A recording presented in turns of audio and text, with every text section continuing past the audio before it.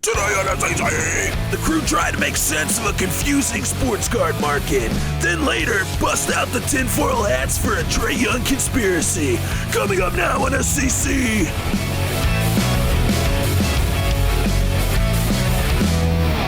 Welcome to episode 28 of Sports Cards Culture. I'm Chris, Instagram at Chris_HOJ, also known as Hoj. Here with Kristina at Kristina's PC, Nick at Stiff Arm Wax, and Josh at Cardboard_Chronicles. Quick announcement for you Card Ladder Pro members out there. Kristina, when are the fantasy sports card collections due? Reminder, everyone, your collection for fantasy is due at midnight East Coast time on June 30th. Wednesday of this week. Yes. Wednesday, June 30th by midnight. But just do it now. Just get it done now. Don't procrastinate on this. This isn't homework. You can check out the Sports Cards Culture episode 27 for an in-depth breakdown of Card Ladder's fantasy sports card competition. Kristina, for those who are just hearing about this for the first time, please tell them, what is the prize? The grand prize is this 1920 Prism Cello box, sealed, and 1 year membership to Card Ladder Pro. The second and third prize winners also receive a 1 year membership to Card Ladder Pro. So all you have to do to enter, create a new collection using your Card Ladder Pro account, title it #fantasy, and spend 10,000 fantasy dollars, not real dollars, just go nuts, 10,000 fantasy dollars and not more on building your fantasy collection. The fantasy collection that is worth the most at the end of July will be declared the winner. All the information you need is available at cardladder.com/fantasy. That's cardladder.com/fantasy. All right, let's get into today's episode. Making sense of a confusing sports card market. We are in a mixed market right now that can be difficult to understand, so let's take a few minutes, let's dig deep into the data and the analytics that Card Ladder provides, and let's see if we can try to make sense of what's been going on in the sports card market lately. But Josh, before we get to the quantitative stuff, let's do some qualitative stuff. You and I host a live Instagram show every Friday night. We talk to lots of hobbyists, collectors, investors throughout the week as well. What are some of the sentiments that people are expressing about the sports card market right now, and how do they compare to the sentiments that people were expressing 3 months ago? People are definitely nervous right now, but I think they're still optimistic. Most of the questions we get, like 95% of the questions we get are, around the idea of when is the market going to rebound? Like, how much longer is this going to go? What is going to be the catalyst that turns this around? Is it going to be next preseason? Is it going to be the finals? Is it going to be football? People just really want to know. And I think what that says to me is that they're nervous that the market's down, but they want to stay in it because they're having fun. Like they might not be able to stay in it financially because of what's happening to the cards they've bought, but they would like to, so they're engaged and they're asking questions and trying to get a hold on what's going on. Kristina, you talk to a lot of people too. Does what Josh described match up with what you've been experiencing when you're interacting with people through the Card Ladder Instagram account or through Kristina's PC, your personal account, or just what you see when you're maybe overhearing hobby content that I'm listening to or in your group chats? What's going on here? Does it line up with what Josh just described? Yeah, I think so. I think people are enthusiastic and they're excited and the momentum is building to start spending again, but they're a little hesitant because they think the market is down. But to which I would point out, if you're willing to pay prices now at what they are, you shouldn't worry about the overall market, because the market is what we as collectors choose to spend money in sports cards. So if you think that this is a good buy, just buy the freaking card if you like it. Stop thinking about what it's going to be worth in a year from now and just think about, are you valuing this card at this current price? Instant poll to all three of you, Stiff included. Is it easier for you to buy a card when the card is trending up in price, or is it easier for you to buy a card when the card is trending down in price? Kristina, which one's easier? I mean, easier or smarter? Easier. those are two different more questions, comfortable. Obviously. I think you feel more comfortable when it's trending up. Okay. But for long term, you want it to trend down and you want to pick it up as it's going down. Josh, same question to you. Is it easier to buy when a card is trending up or when it's trending down for you personally? It's definitely up.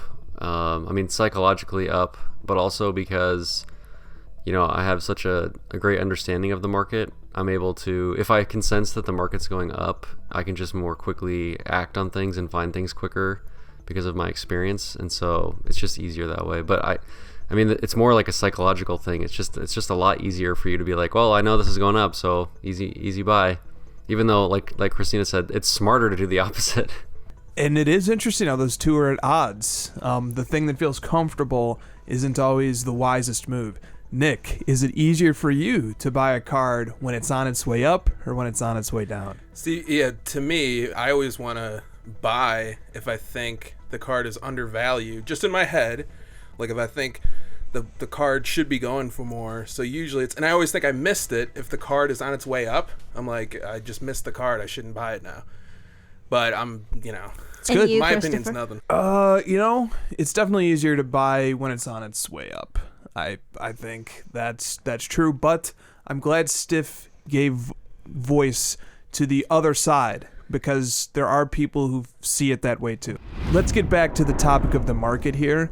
And now let's dig into some numbers. There is no perfect way to measure the sports card market as a whole. In fact, some would say it's not even wise to do that. It's better to understand the sports card market as consisting of independent market segments that you could partition by sports, like you have football and basketball, or by player, or by price range, rather than trying to understand the market as a uniform whole.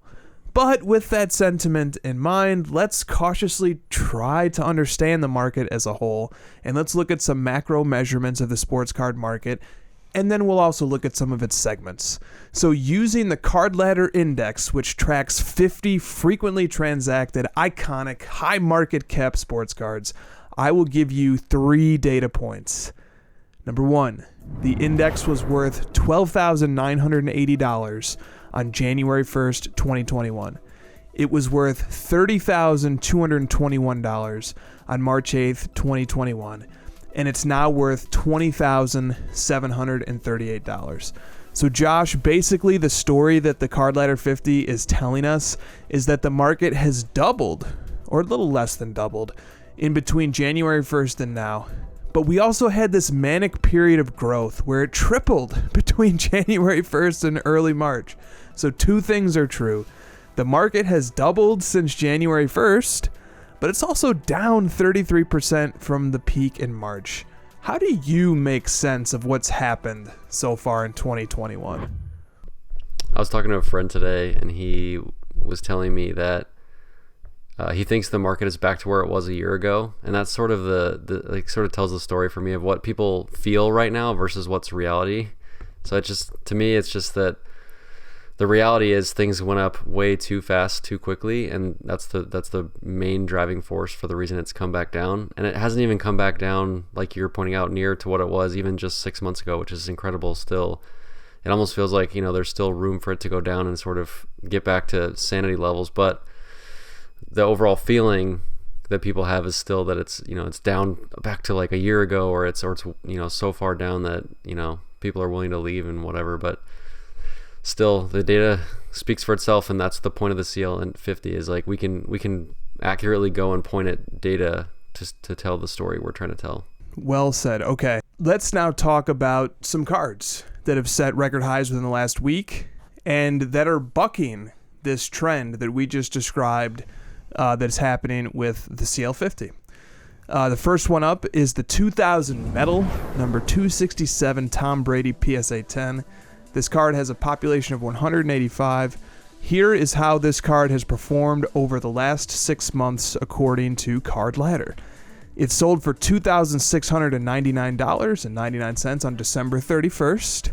It sold for $3,999 on March 14th. And then last week it set a record high when it sold for $6,700 on June 24th. All right, so obviously contrasting this against the trend that the CL50 has exhibited, whereas the CL50 went from 12 to 30 to 21, this Brady went from 2,700 to 4,000 to 6,700. And it's important to note the dates. So when the Brady hit was at 2,700. That was right at the turn of the new year. When it was at $4,000, that was right there in early March when the index was peaking. And then while the index has retreated substantially since early March, this card is setting record highs. It just set a new record high on June 24th. So Josh, why do you think that this Tom Brady rookie card is bucking the trend that the index is exhibiting? Well, it made the mistake of not going up 200% in 6 months. Right. I mean, you probably had to spend some time trying to find cards that didn't triple during that time period from beginning of the year until March, and you found one, right? It went up about 70%. And so the story of that card is that it didn't need to correct back downward. It just simply slowly rose up and caught up to where the CL50 was, but lagged behind. So I think I don't think there's too much more to look into it, to be honest. No, but it is fun to note. And in relation to the comments that you had cited from a fellow collector you were talking to, the market in a lot of ways has returned to where it was maybe 6 months ago, maybe a year ago for certain cards. The card ladder index kind of says it might feel that way, but it's really maybe numerically not playing out that way. It's actually the market is much higher than it was even 6 months ago, about twice as high. But I wonder, with a card like this, in no way, shape, or form is it where it was 6 months ago or a year ago. A card like this is shattering records. It's more than doubled since 6 months ago. Is there something like special about this card besides the fact that it didn't, go parabolic? Or is that really the secret recipe here? Is that those cards with slow and steady growth just become more appealing over time, whether you're a collector or whether you're an investor? There's nothing about that card that stands out to me that says that it should buck any trends, because you said it's pop 185, so it's not like it's a super low pop. It's not one of the main brand Brady's rookies. It's probably, it would struggle to be in the top 10 for Brady collectors for rookie cards. So I'm not sure. I mean, it might, honestly, what it is that it's just far enough away from what people would quote unquote manipulate, to go up so fast, and for all this manic, panic buying of different cards. That one kind of slipped under the radar. People didn't really notice it, and it just sort of gradually went up because it was, being purchased by Brady rookie collectors trying to complete maybe their PSA set for all the PSA 10 Brady rookies, as opposed to people trying to get rich during those 3 months buying the quote unquote the rookie cards you should be buying.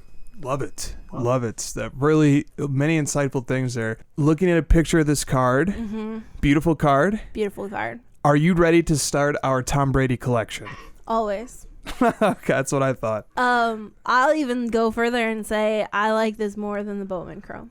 Wow. I like the look of this. I really do. And it's a really sweet looking card, and I don't really care much for it's not it's not what Brady collectors are looking for.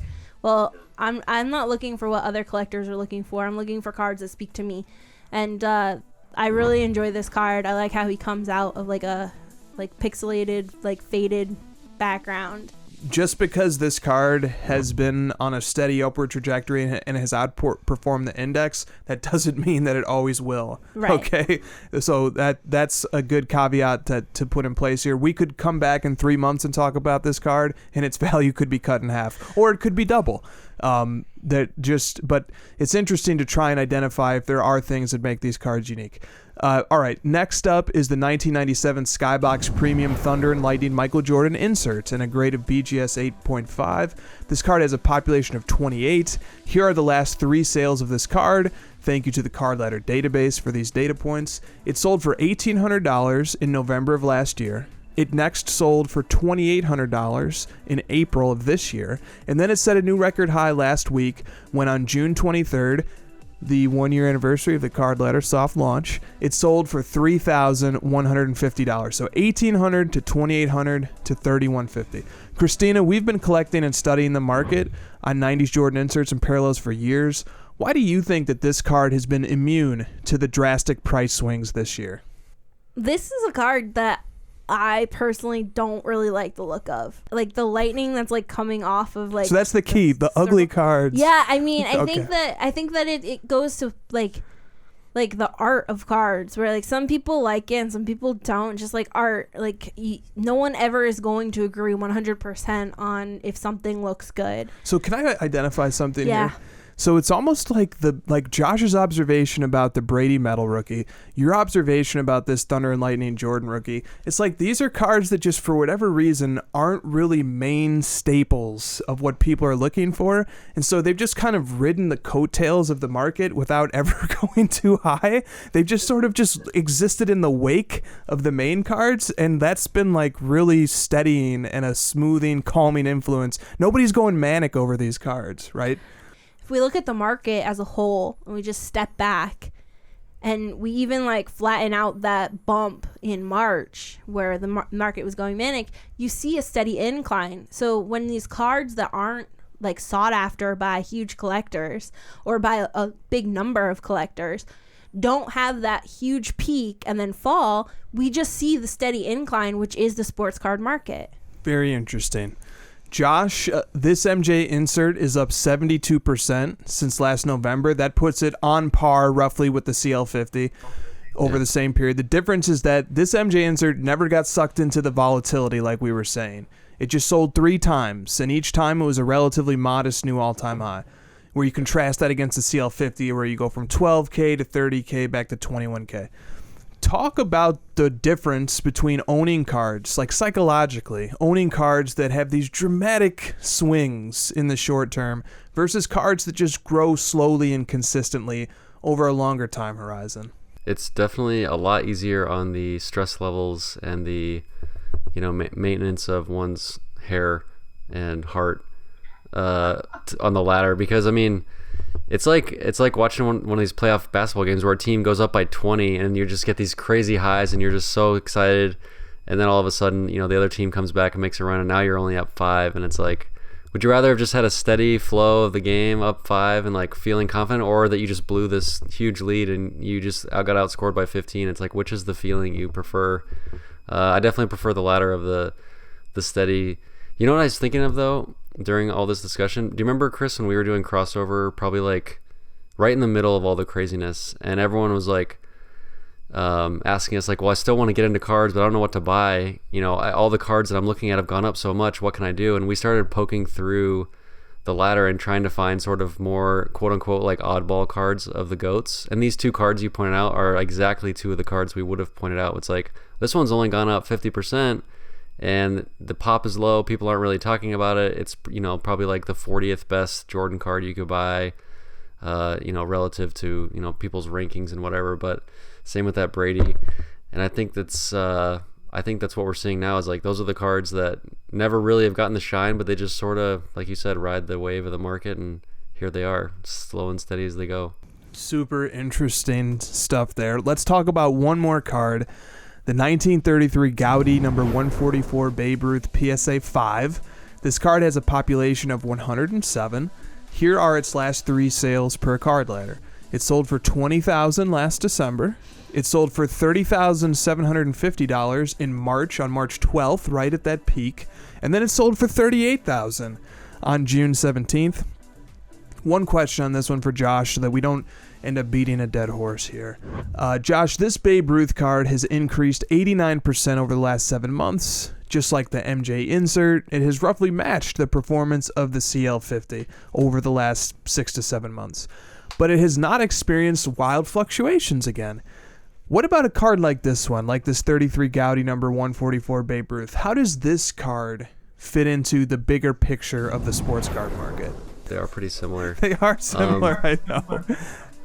The vintage baseball thing has always had this perception that it's like this safe kind of up and right, very slow thing, and maybe in this case people are just playing into that and not necessarily running out to try to flip it really quick. It's not really like a flip kind of card. The people collecting that really old baseball stuff aren't doing it for the quick flip. It's always traditionally been sort of this slow build, and so it's just kind of staying the course for that. Good stuff. I love the analogy too of Would you rather like run up a big lead in a basketball game and then still end up winning true, but by right? a small margin? Or would you rather just have a small margin the whole way and win? Because the Hawks were up like 15 tonight. We're filming this on Sunday. Hawks are up 15, and then at halftime the game was tied, I believe. So it's like you could think, oh, we're tied and we're projected to lose this game. We're doing great, or the fans are just like devastated because they were just up 15 earlier. So it's really awkward feeling. Definitely, but whether the teams were lockstep to get to the tie score at halftime, or whether one team was up big and then you're still at the same outcome, but psychologically it's very different. Final segment for today: why isn't the Trae Young card market exploding? So, by any meaning of the phrase, Trae Young and the Atlanta Hawks have exceeded expectations in these NBA playoffs. Yet Trae's Prism Silver PSA 10 is currently treading water in the $1,500 price range. The card was selling for over $3,500 in late December and early January. Over $3,500, and that was at the beginning of the season. The card is down 56%, and it's not just his Prism Silver. Rarer and more desirable cards of Trae's are down as well. His 2018 Select Courtside Silver PSA 10, which has a population of only 27, sold yesterday for $5,000. It sold for $7,500 on January 25th. Or his 2018 Prism Red, which is out of 299. It's a PSA 10, has a population of 111. Jersey match, color match. It sold for $7,000 in early December. It last sold for $3,900 less than 2 weeks ago. Josh, my question to you is simply this. Given the fact that Trae Young is performing at a level well beyond what any reasonable basketball fan imagined possible in his playoff debut, including knocking off the formidable 76ers in a 7-game grueling series en route to an Eastern Conference Finals appearance, why do you think the Trae Young sports card market isn't exploding right now? Because he's playing. I mean, if we haven't learned it by now, the number one reason that sports cards go up in value for the younger players, let me put that caveat on it, for the younger players, the active guys, is their inherent prospecting of them and their hype and their future value. So people are prospecting that one day this player will be XYZ, and they're prospecting that he's going to get better, he's going to win championships, et cetera, et cetera. When they actually are currently playing, you can't prospect. You're just having to take the results as they come, and that's what all it is. And he is exceeding expectations. That would be the one thing that I would say would outdo what I just said before, was that if you're just like, you're very much out exceeding the expectations.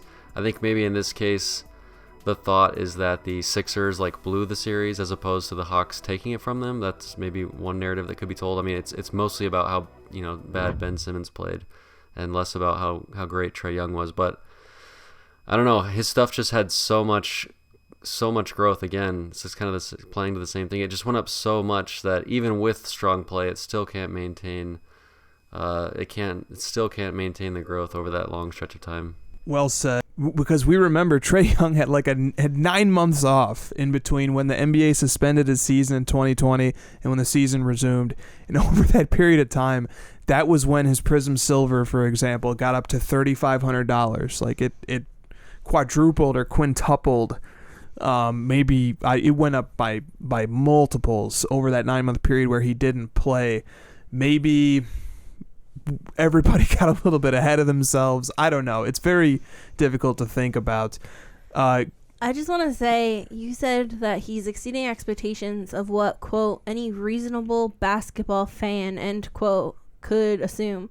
But I want to say collectors are not reasonable. So that's